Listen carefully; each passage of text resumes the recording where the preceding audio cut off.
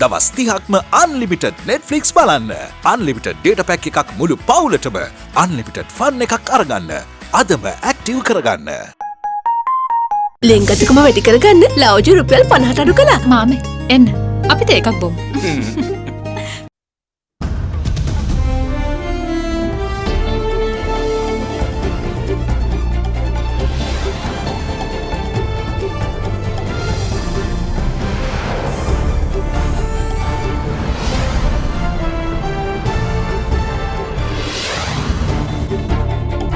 Tonight, it comes at a cost. President Gotabaya Rajapaksa says the government has chosen the best option for the public in moving the country forward whilst managing the pandemic situation at a daily cost of 60 million rupees. No second guessing. The army commander says the government's quarantine process sticks to a foolproof plan. Going through statistics, going through certain analyses, going through strategies, only we have found places to be isolated. Case by case. Isolation lifted in several areas and new ones added to the list with the detection of fresh cases. Keep doing the same. WHO country representative Dr. Razia Pense says safety measures the same for any virus level. The current situation can be controlled, no matter what the level of transmission of COVID-19 is. All that and much more coming up on First at 9. This Monday, the 9th of November 2020. Nava sunlight sakura. Then Dikukal pavathina sakura mal suandin.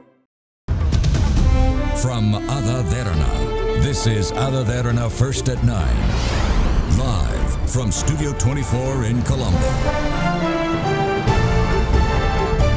Good evening and welcome to First at 9. I'm Dhammika Kanaka. Now, the country's 35th COVID-19 death that was reported last night has been revealed to be a 78-year-old man who died of a heart attack. His death becomes the 15th COVID-19 death to be reported to date since the 1st of this month.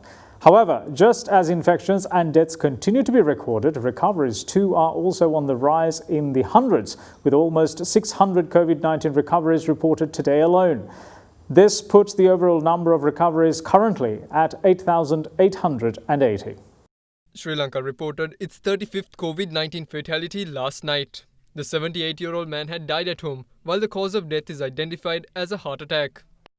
මෙතන තවමත් තියෙන්නේ සමාජ සම්ප්‍රේෂණයක් නෙවෙයි පොකුරු තත්ත්වයක්. හැබැයි සමාජ සංචකරණයේ ඉතාමත්ම අධික ස්ථානයකින් රෝගීන් විශාල ප්‍රමාණයක් හමු වෙනවනම් බොහොම පහසුවෙන් මෙය සමාජ සම්ප්‍රේෂණ තත්ත්වයට පත් වෙන්න පුළුවන්. ඉතින් ඒ නිසා තමයි අපි විශේෂයෙන්ම කොළඹ මහනගර සභා සීමාව තුළ අධික ජනගහනයක් වෙසෙන මහල් නිවාස සහිත ප්‍රදේශවලට සංචරණය තවමත් සීමා කළේ. ඒ ප්‍රදේශ හුදකලා කළේ ජනතාවගේ පැත්තෙන් සහයෝගය ලැබුණ නැත්නම් බොහොම ඉක්මනින්ම එය සමාජ සම්ප්‍රේෂණ තත්ත්වයකට පරිවර්තනය වීමේ අවදානම තියෙනවා. A total of 15 COVID-19 deaths have been reported since the 1st of November in the island, with one death being reported every day since the start of the month, except on the 2nd of this month. In the meantime, 172 fresh COVID-19 infections were confirmed from the island today. A total of 510 COVID-19 patients were confirmed yesterday. The Department of Government Information stated that all of them were identified as contacts of persons who had visited the Paliagoda fish market. Out of yesterday's total figure, the Colombo district recorded the highest number of infections with 199, while the Gampaha district reported 183 COVID-19 cases. 12 COVID-19 cases were also identified from Kurunagala, 9 from Gaul, 4 from Kegol, 2 from Nuwara, 6 from Kalutara, 3 from Kandy, and 1 each was reported from the districts of Batiklo, Badulla, Ampara, Trincomalee and Monoragala. In addition, 72 COVID-19 infections were confirmed from the Valikara prison, while 1 was confirmed from the Kirulapana police station. 14 employees of the Colombo Municipal Council also tested positive for the virus. At present, 107 infections are confirmed among prison inmates.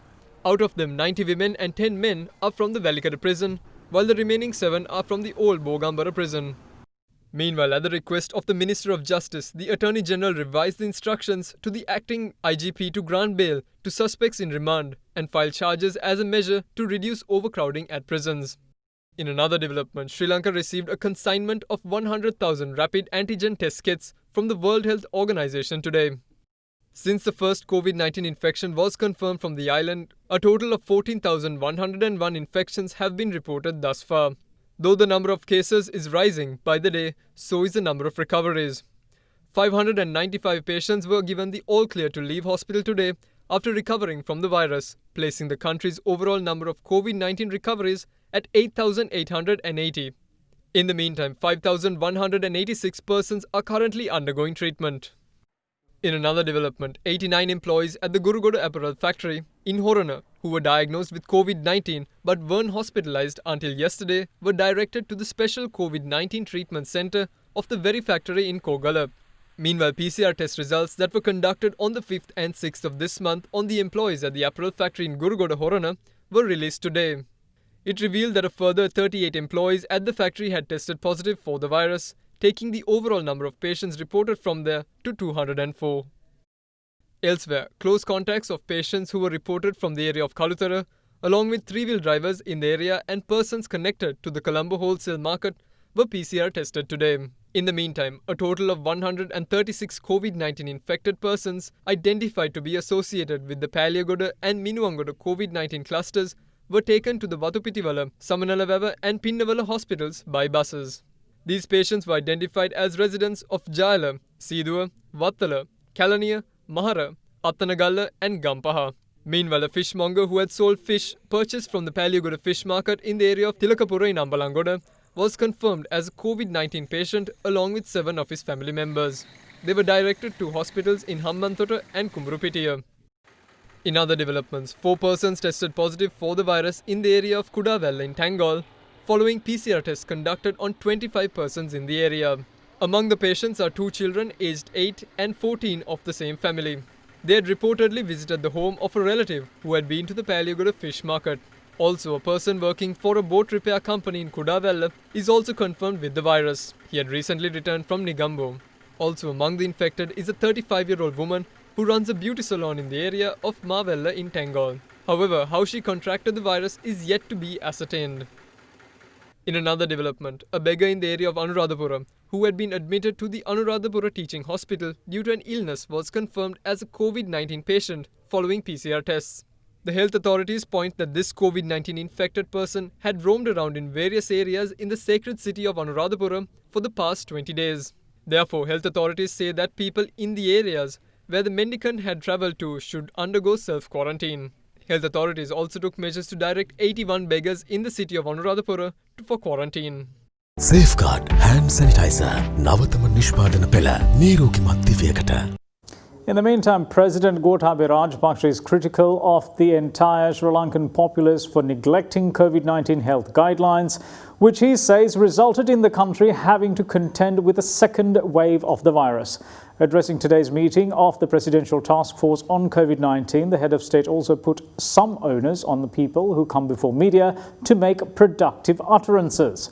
The president said that though it is a challenge, the best option right now is to control the pandemic situation and move the country forward rather than lock it down completely. The daily meeting of the Presidential Task Force on COVID-19 was worked off at the Presidential Secretariat today, chaired by President Gotabaya Rajapaksa. අපිට විකල්ප 3ක් තියෙනවා. මුළු රටම curfew දාලා වහන්න පුළුවන්. අනිත් එක තමයි මුකුත් නොකර ඉන්න පුළුවන්. තුන්වෙනි එක තමයි පාලනයක් කරන ගමන්ම රටේ එදිනෙදා ජීවිතය කරගෙන යන්නට ඉඩ දෙන එක.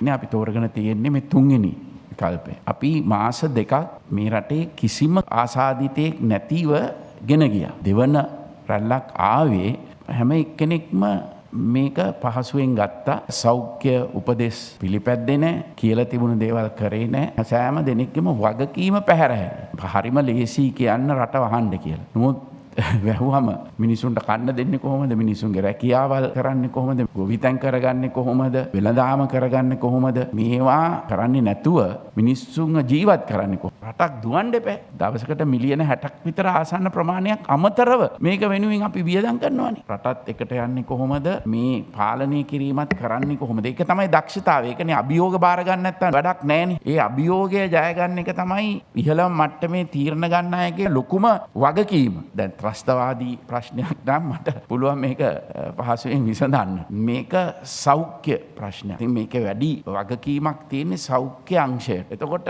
ඒ අයට වගකීම තියෙන්නේ සමස්ත වශයෙන් උත්තරයක් දෙන්න. මේ මාධ්‍යයට එන අය කතා කරන්නට ඕන මොනවද කළ යුත්තේ ජනතාව මේක පාලනය කරන්න කියලා. මේ ප්‍රතිශක්තිකරණය වැඩි කරගන්න ක්‍රම මොනවද? මේවා තමයි ජනතාවට කියන්නට ඕන. The quarantine curfew throughout the Western Province was lifted after 10 long days this morning, allowing members of the public to return to their daily activities under strict adherence to health and safety protocols. In the meantime, several areas that were previously under isolation were reopened this evening. However, several new at-risk areas were placed under strict isolation, owing to this surge in COVID-19 cases. This included the isolation of the Kandan and Mahabaghe police areas in the Gampha district with immediate effect. The Western Province emerged out of a 10-day lockdown today, with people all too eager once more to return to the new normal. Quarantine curfew was initially imposed across the province for 3 days at the stroke of midnight on the 29th of October, but it was later extended for 7 more days until 5 a.m. today. The move was made to prevent the further spread of COVID-19 infections, which had been rapid in the Western Province.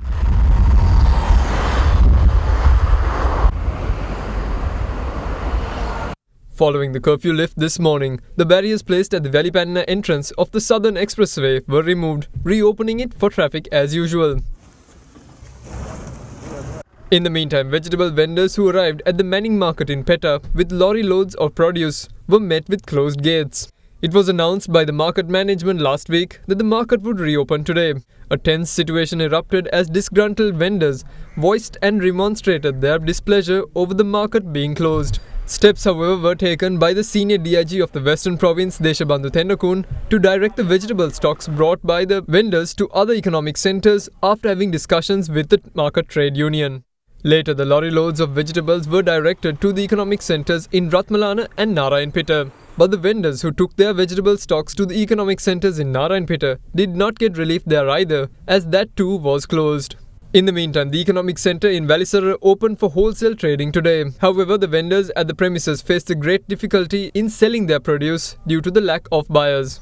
Though the curfew was lifted in the Western Province today, several areas in the province will remain under isolation. Accordingly, the police areas of Mattakuliya, Modara, Blumendal, Kotahena, Grand Pass, Foreshore and Barber Street in Colombo district will remain under isolation. Furthermore, the police areas of Maligavatta, Dematagoda, Vellampitiya, Kesalvatta and Borella will also be isolated. Meanwhile, the Grama-Niladhara divisions of Angulana North and Angulana South were also isolated with immediate effect this evening to curb the spread of the virus. In the Gampha district, the police areas of Vattala, Paliyagoda, Kadabata, Ragama, Nigambu, Pamunugama, Jayala and Sapugaskanda will be under the status of isolation. Meanwhile, in the Kaluthara district, Horana and Ingiriya police areas as well as the Grama-Niladhara division of Vakada West will also be under isolation. Apart from those areas in the Western Province, the Mavanella and Ruwanvella police areas in the Kegal district will too be isolated. In the meantime, Commander of the Army Lieutenant General Shavendra Silva says that the government has decided to lift the status of isolation imposed on several areas. Accordingly, the status of isolation in all Grama-Niladhara divisions under the Kurunegala municipality will be lifted with the exception of the Ilupugedara and Kadavidhiya divisions. Further, the Grama-Niladhara divisions of Galagedara, Hammalava and Ihala Kalugamuwa of the Kuliyapitiya police area will remain under isolation, while all other Grama-Niladhara divisions there will be brought out of isolation. What's more, the government has also decided to isolate several apartment complexes in the Colombo district. Accordingly, Metsada 7 apartment complex in Mattakuliya, Mihijaya 7, Ranmini 7 in Modara will remain under isolation. Furthermore, Sirisandawena in Dematagoda and the NHS flats in Maligavatta will also be isolated. There are certain essential, important locations within this isolated area, like maybe towers, maybe water, maybe grenade system, maybe electricity. Those are the only people should go inside, and those are the only people should come out also. Some people are requesting because we are in isolated, we are working in a place, location, in a job. They are asking us to give them permission to come out. No, you can't do that because you are in an isolated area. So the government of Sri Lanka has no intention of continuing this isolation. As of now, from this morning 5 o'clock, it is been only identified to have this isolation till next Monday morning 5 o'clock only. Unless otherwise there is an area out of this already named area that still find that it has to be isolated, otherwise the government is planning to lift the isolation part by 5 a.m. on next Monday. Now, Commander of the Sri Lanka Army Lieutenant General Shavindra Silva went on to stress that the government's method of detecting high-risk areas and placing them under isolation follows a strict scientific process involving statistics and data. The Army Commander added that such procedures would not amount to anything if the public don't get on board and do their part to limit transmission by following health and safety guidelines. Now one must understand as to how this COVID-19 being spread. The mode is nothing but the human being. So if we can break the virus mode, then of course the COVID cannot be spread among the people of the country. The government can bring the best of the best systems, strategies. But if people do not behave, if people do not adhere to the health guidelines given by the health authority, then no point. It is not going to prevent the spread in the country. People have been asked to wear a face mask, then to keep the social distance minimum is 1 meter or washing hands, things like that. Even now, although certain areas been basically isolated, people have the question as to how this is been isolated. There's a mechanism to identify a location to be isolated. That is because we have found that certain number of people are living in that area and these numbers can spread the virus to other parts of Sri Lanka. Therefore, going through statistics, going through certain analyses, going through strategies, only we have found places to be isolated. So therefore, people in that isolated area will have to adhere to these instructions, to health guidelines, and also being inside the houses, not moving around the places. And also within the house, maybe the person who is the contact person. Because of that, maybe the entire house being quarantined. But the fact remains that he also should get isolated within the house. There can be elderly people in the house. There can be different chronic and other diseases people inside this house. So therefore, every individual responsibility is to see that you won't even spread to your family inside the house. People are, once again, they have forgotten, they act like that there is no COVID in the country. We can't afford that. There are responsibility by the government and its stakeholders, the society and their individuals. Everybody's aim has to be one aim, that is to eradicate COVID and to prevent that you won't get COVID. This is the aim for everyone as far as COVID-19 is concerned. We will see you on the other side of this break. Stay with us. Ceylon Bank, the bank with a heart.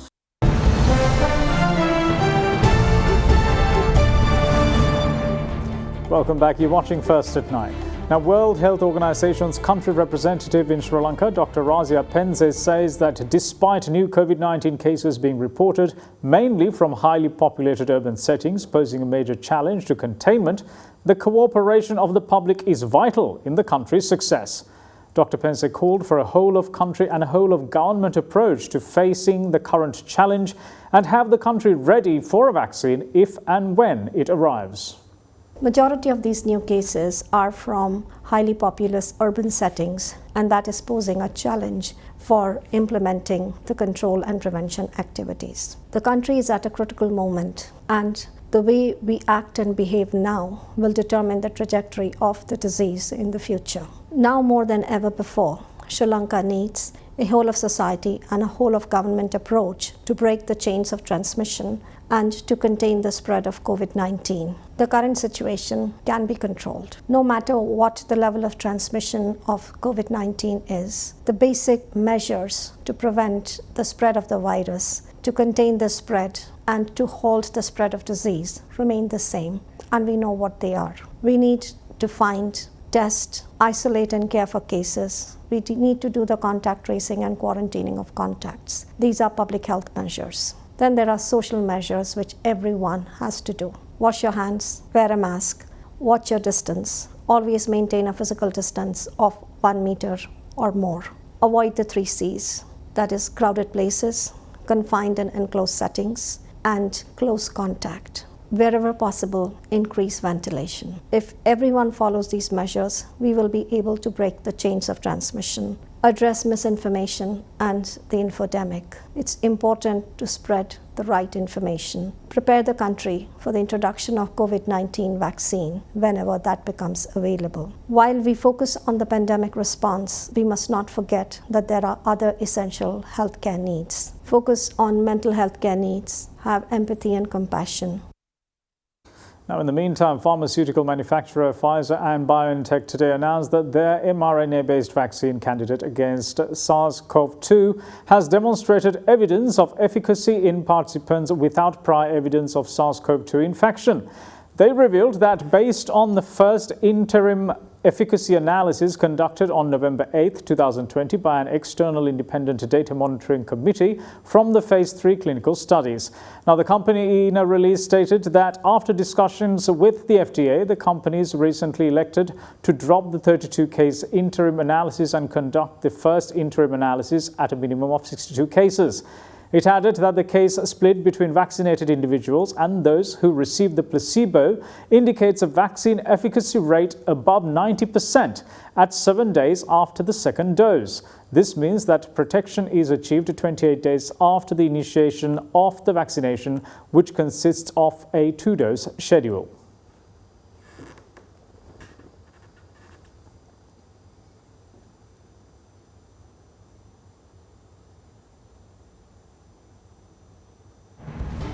We will see you shortly.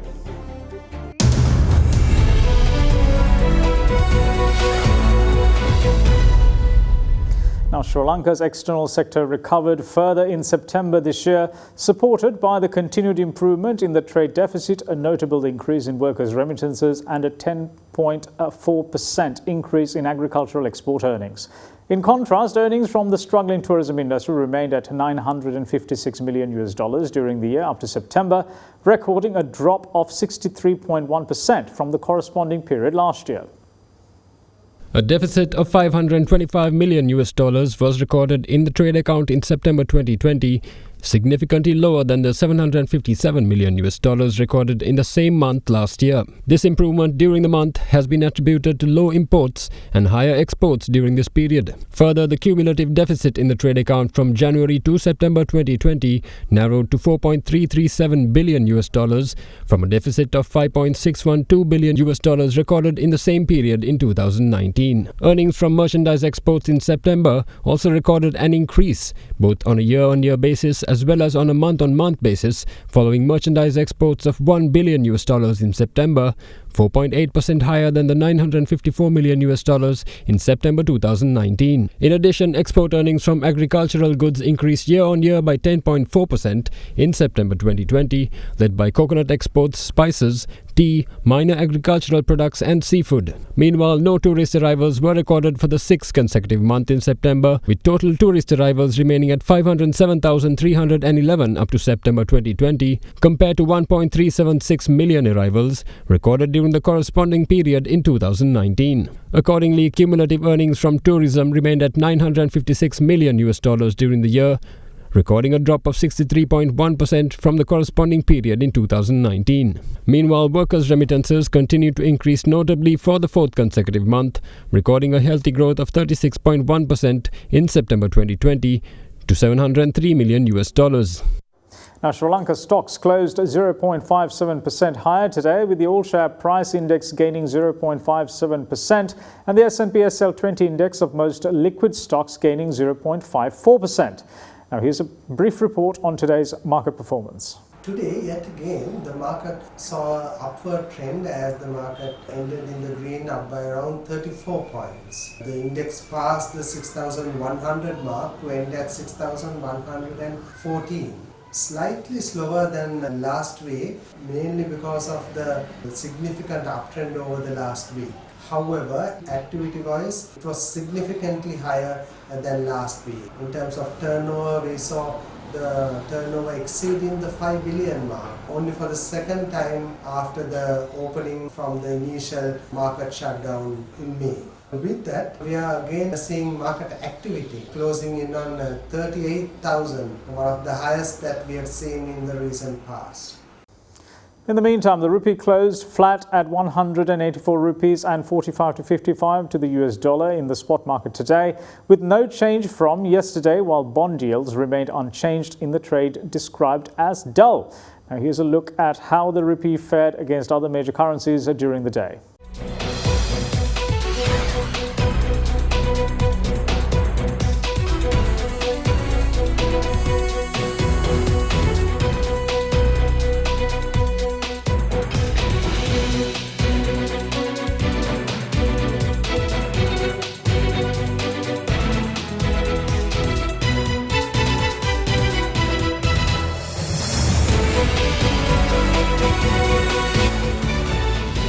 And that's it from all of us here at First at 9. Thanks for watching. Bye-bye.